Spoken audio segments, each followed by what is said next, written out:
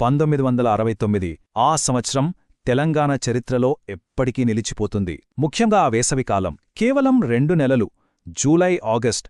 కాని ఆ 2 నెలల్లోనే నిప్పులు చెరిగాయి, ఆగ్రహం కట్టలు తెంచుకుంది. ఒక సాధారణ నిరసన కాస్తా విప్లవ మంచులకు చేరింది. మరి ఆ 2 నెలల్లో అసలేం జరిగింది? ఒక తరం ఆత్మగౌరవ పోరాటాన్ని మలుపు తిప్పిన ఆ కీలక సంఘటనల లోతుల్లోకి వెళ్దాం పదండి. ఇది మామూలు ప్రశ్న కాదు. ఆనాటి మొత్తం సంఘర్షణకు ఇదే గుండెకాయలాంటిది. ఆలోచించండి. ఒకవైపు ఢిల్లీలో పెద్ద పెద్ద భవనాల్లో రాజకీయ నాయకులు ఎత్తుకు పై ఎత్తులు వేస్తున్నారు, ఒక చదరంగం ఆడుతున్నారు. కాని అదే సమయంలో ఇక్కడ తెలంగాణ వీధుల్లో ఏం జరుగుతోంది? ఇక్కడ వేరే ఆట నడుస్తోంది. ఇది ప్రజల భావోద్వేగాలతో ముడిపడిన ఆట. కట్టలు తెంచుకున్న ఆగ్రహం, న్యాయం కోసం ఒక ప్రాంతం చేస్తున్న పోరాటం. సరే, మరి ఈ రెండూ శక్తుల మధ్య, అంటే ఢిల్లీ రాజకీయాలకు, తెలంగాణ వీధుల పోరాటానికి మధ్య ఈ ఘర్షణ ఎలా నడిచింది? ముందుగా మనం జూలై నెలతో మొదలుపెడదాం. ఎందుకంటే ఇక్కడే ఉద్యమం ఒక పెద్ద మలుపు తీసుకుంది. పోరాటం కేవలం వీధులకే పరిమితం కాలేదు, అది నేరుగా అధికార పీఠాలకు చేరింది. ఉద్యమ నాయకులకు ఒక విషయం స్పష్టంగా అర్థమైంది. అదేంటంటే ఈ యుద్ధంలో గెలవాలంటే యుద్ధక్షేత్రాన్ని మార్చాలి, రాజకీయంగా శాసనసభల వేదికగా పోరాటం చేయాలి. ఈ నెల మొదలవడమే ఒక పవర్ఫుల్ స్టేట్మెంట్తో మొదలైంది. అప్పటికే ఉద్యమానికి ఊపిరిగా ఉన్న తెలంగాణ ప్రజాసమితి ఒక క్లియర్ మెసేజ్ ఇచ్చింది.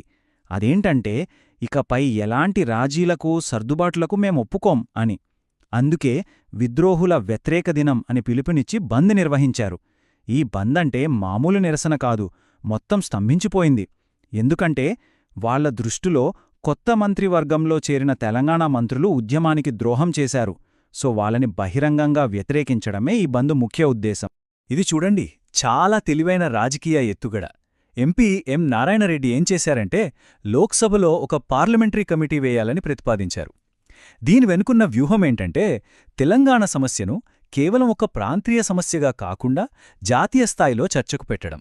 ఒక పార్లమెంటరీ కమిటీ వేస్తే దానికొక చట్టబద్ధత వస్తుంది, మొత్తం దేశం దృష్టి దీనిపై పడుతుంది, ఇదొక జాతీయ ఆందోళనగా మారుతుంది. అది వాళ్ల ప్లాన్. ఇక్కడే అసలు విషయముంది. ఈ కమిటీ ప్రతిపాదనకు మద్దతిచ్చిందెవరో తెలుసా? కేవలం తెలంగాణ ప్రాంత ఎంపీలు లేదా కొందరు అసంతృప్త నాయకులో కాదు, అటల్ బిహారీ వాజ్పేయి లాంటి జాతీయ స్థాయి నాయకులతో సహా 40 మందికి పైగా ఎంపీలు సంతకాలు చేశారు. ఆలోచించండి, అన్ని పార్టీల వాళ్లు మద్దతిచ్చారు. ఈ ఒక్క విషయంతో గేమ్ మారిపోయింది. తెలంగాణ ఉద్యమమనేది ఇకపై ఏదో ఒక మూలన జరుగుతున్న ఆందోళన కాదు, ఇది జాతీయ స్థాయిలో పట్టించుకోవాల్సిన ఒక ముఖ్యమైన సమస్య అని ఢిల్లీకి గట్టిగా తెలిసొచ్చింది. కాని ఆగండి, కథ ఇక్కడితో అయిపోలేదు. ఎం నారాయణరెడ్డి గారు అంతటితో ఆగలేదు. ఆయన ఇంకో అడుగు ముందుకేశారు. ఈసారి ఏకంగా ఒక ప్రైవేట్ బిల్ను లోక్సభలో ప్రవేశపెట్టారు. ఆ బిల్లు ఒక రాజకీయ తుఫానునే సృష్టించింది. ఆ బిల్లు సారాంశమేంటంటే తెలంగాణ భవిష్యత్తుపై రెఫరెండం, అంటే ప్రజాభిప్రాయ సేకరణ జరపాలి అని. ఆలోచన చాలా సింపుల్, కానీ విప్లవాత్మకమైనది. తెలంగాణ ప్రజల భవిష్యత్తును తెలంగాణ ప్రజలే నిర్ణయించుకోవాలి. అంటే ఇది రాష్ట్ర, కేంద్ర ప్రభుత్వాల అధికారాన్ని నేరుగా సవాలు చేయడమే కదా. ఇవన్నీ జరుగుతున్నప్పుడే జాతీయ రాజకీయాల్లో ఒక పెద్ద డ్రామా నడుస్తోంది. అదే రాష్ట్రపతి ఎన్నికలు. ఒకవైపు ప్రధానమంత్రి ఇందిరాగాంధీ ఉన్నారు, మరోవైపు కాంగ్రెస్ పార్టీలోని సీనియర్ నాయకులు. వీళ్ల మధ్య పెద్ద యుద్ధమే జరుగుతోంది. ఈ చీలికలో తెలంగాణ ఉద్యమ నాయకులు ఒక అవకాశాన్ని చూశారు. ఇందిరాగాంధీ అభ్యర్థి అయిన వివి గిరికి మద్దతిచ్చారు. ఇది ఒక వ్యూహాత్మకమైన ఎత్తుగడ. ప్రత్యేక రాష్ట్ర పోరాటంలో ఒక శక్తివంతమైన మిత్రుణ్ణి సంపాదించుకోవాలనే ఆశతో వేశారు. అయితే ఢిల్లీలో రాజకీయ నాయకులు వాళ్ల చదరంగమాడుతుంటగా ఇక్కడ తెలంగాణలో పరిస్థితి చేయి దాటిపోయేలా ఉంది. మనం ఆగస్టు నెలలోకి అడుగు పెట్టగానే ఆ రాజకీయ చర్చలన్నీ వెనక్కిపోయాయి. వాటి స్థానంలో సైరన్ల శబ్దాలు, ఆర్తనాదాలు, హింస ఇలాంటి కఠోర వాస్తవాలు ముందుకొచ్చాయి. ఒక విషాదం చోటుచేసుకుంది. ఇది ఉద్యమంలో ఒక కీలకమైన, బాధాకరమైన మలుపు.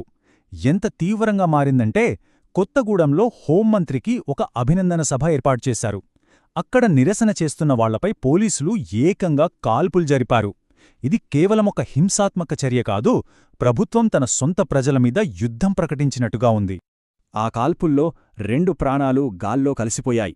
ఒకరు దస్తగిరి, వయస్సు కేవలం 10 సంవత్సరాలు. ఇంకొకరు రాంచందర్, 25 ఏళ్ల యువకుడు. వీళ్ళు కేవలం అంకెలు కాదు, వాళ్లు ఆశలు, కలలు ఉన్న విద్యార్థులు. వాళ్ళ మరణంతో వాళ్ళు అమరవీరులయ్యారు. వాళ్ళ పేర్లు ఉద్యమానికి నినాదాలుగా మారాయి. ఆ రక్తపాతం అక్కడితో ఆగలేదు. కేవలం 2 రోజుల తరువాత ఆగస్టు 7న ఈ హింస జంటనగరాల నడిబొడ్డుకు పాకింది.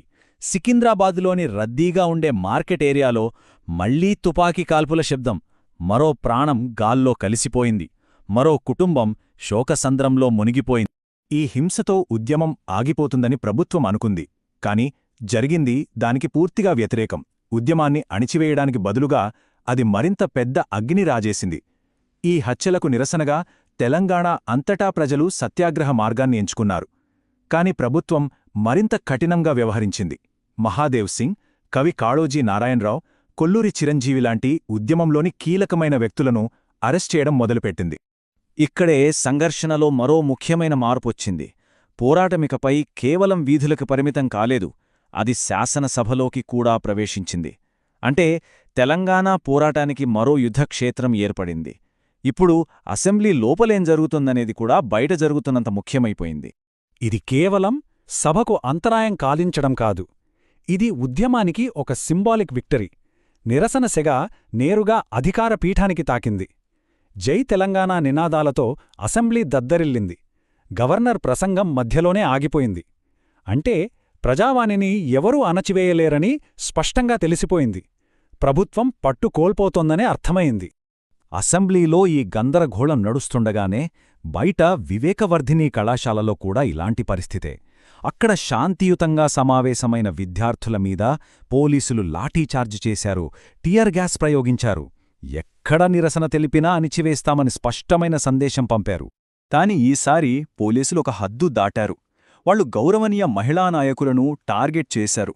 అందులో ఒకరు శ్రీమతి సదాలక్ష్మి, ఇంకొకరు అప్పటికే ఎమ్మెల్యేగా ఉన్న శ్రీమతి సుమిత్రాదేవి. మహిళలకు ఎంతో గౌరవమిచ్చే సమాజంలో ఒక సిట్టింగ్ ఎమ్మెల్యేతో సహా మహిళా నాయకులపై దాడి చేయడమనేది రాజకీయ వర్గాల్లో పెద్ద ప్రకంపనలు సృష్టించింది. ఆ తర్వాత జరిగిన ఒక సంఘటన చూసిన వాళ్లెవ్వరూ మర్చిపోలేరు. మరుసటి రోజు ఎమ్మెల్యే సుమిత్రాదేవి లాఠీచార్జులో తన ఒంటిపై పడిన రక్తంతో తడిసిన బట్టలతోనే అసెంబ్లీకి వచ్చారు. వాటిని సభ ముందు ప్రదర్శించారు. దీంతో ఇది కేవలం రాజకీయ చర్చగా మిగిలిపోలేదు. వీధుల హింస నేరుగా శాసనసభ గుండెల్లోకి చేరింది. ఆ రక్తపు మరకలు ఆ పోరాటానికి ఒక శక్తివంతమైన మరపురాని చిహ్నంగా నిలిచిపోయాయి. ఇప్పుడు ఈ సంక్షోభం ఢిల్లీ తలుపు తట్టింది. లోక్సభలో దీనిపై తీవ్రమైన చర్చ జరిగింది. తెలంగాణ ఎంపీలు జి వెంకటస్వామి, డాక్టర్ మేల్కోటే రాష్ట్రపతి పాలన విధించాలని డిమాండ్ చేశారు. అంతేకాదు, డాక్టర్ మేల్కోటే కాల్పుల్లో చనిపోయిన 250 మంది నిరసనకారుల ఫోటోలను సభలో ప్రదర్శించారు. ఆ హింస ఎంత తీవ్రంగా ఉందో దేశ రాజధానికి చూపించారు. ఎస్ఎన్ ద్వివేది అయితే ఈ హింసను ఏకంగా జలియన్వాలా బాగ్తో పోల్చారు. ఎన్జి రంగాలాంటి సీనియర్ నాయకులు కూడా ఇక కేంద్రం జోక్యం చేసుకోవాలని గట్టిగా కోరారు. ఢిల్లీపై ఒత్తిడి తారాస్థాయికి చేరింది. ఈ సంక్షోభం తీవ్రమవ్వడంతో దేశం మొత్తం దృష్టి తెలంగాణపై పడింది. దీంతో వ్యూహాలు మారటం మొదలయ్యాయి.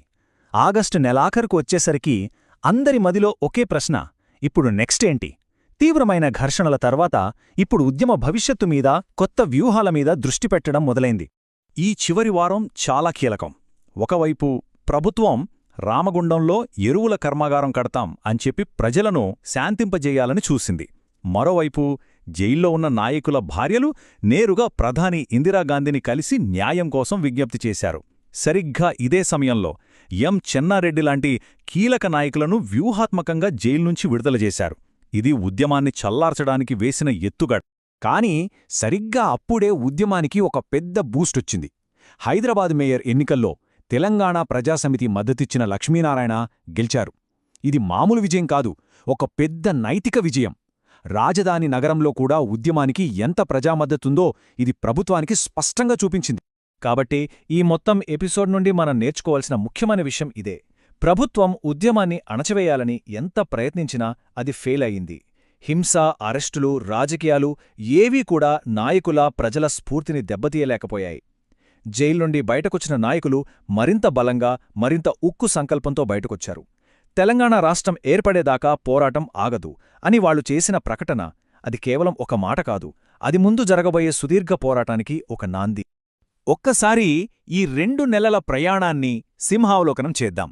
పార్లమెంట్లో జరిగిన రాజకీయ ఎత్తుగడల దగ్గర్నుంచి వీధుల్లో జరిగిన విషాదకరమైన హింస వరకు నిరాశ కలిగించిన క్షణాలున్నాయి. కానీ అదే సమయంలో అద్భుతమైన ధైర్యాన్ని, ప్రతీకాత్మక విజయాలను కూడా చూశాం.